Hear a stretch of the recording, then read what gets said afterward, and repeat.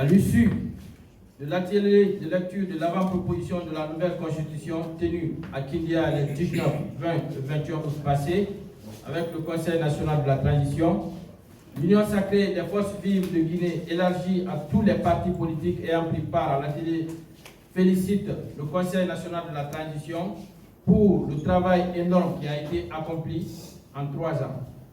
Ils approuvent la philosophie qui a sous-tendu l'élaboration de cette avant-proposition de la nouvelle constitution.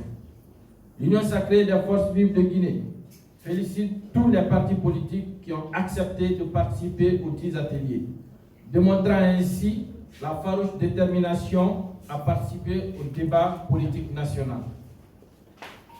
Nous rappelons que cette rencontre a connu la participation de plus de 150 formations politiques venant de toutes les coalitions. À l'ouverture des débats, une méthodologie a été adoptée à l'unanimité des participants avec le CNT. La lecture intégrale des 205 articles suivie d'explications détaillées le premier jour, à l'issue de laquelle 6 groupes thématiques ont été composés pour ébaucher les 205 articles en 6 thèmes, dont 6 rapporteurs. Le deuxième jour a été consacré à l'intergroupe pour échanger sur les différentes préoccupations au bénéfice de tous les participants. À tour de rôle, les rapporteurs ont présenté le contenu des différents rapports au CNT, qui à leur tour ont rapporté des réponses à certaines préoccupations posées. D'autres ont été renvoyés aux travaux de commission du CNT.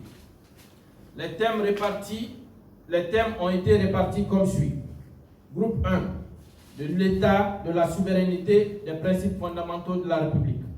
Groupe 2, des libertés, des droits et devoirs.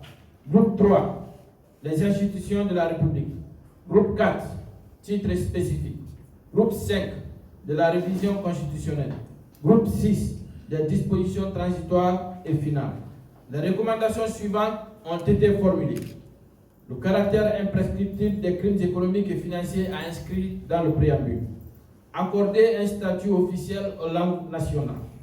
Garantir le multipartisme et le financement annuel des partis politiques, bien que mentionné dans la charte des partis politiques comme disposition constitutionnelle.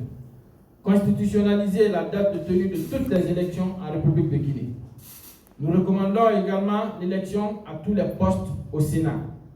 Nous demandons l'abrogation des dispositions de l'article 204 relatives aux lois d'amnistie et leur renvoi dans une loi organique.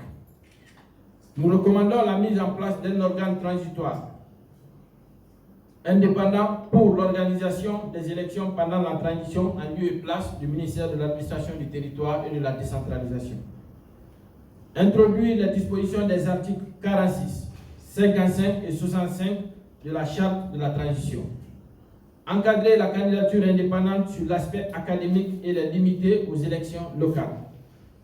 L'Union sacrée des forces vives de Guinée, élargie à d'autres structures politiques, ayant pris part à l'atelier de Kindia, exhorte au gouvernement d'emboîter le pas du Conseil national de la transition qui a fait un travail remarquable pour le retour à l'ordre constitutionnel et invite les 2 entités politiques, à l'occurrence le RPG et l'UFDG, de bien vouloir reconsidérer leur position par rapport au contenu de l'avant-proposition de la nouvelle constitution, vu la participation active de plusieurs partis politiques membres de leur coalition respective. Conakry, le 27 août 2024, 6 juin, la liste des partis politiques ayant pris part à l'atelier. Nous vous remercions.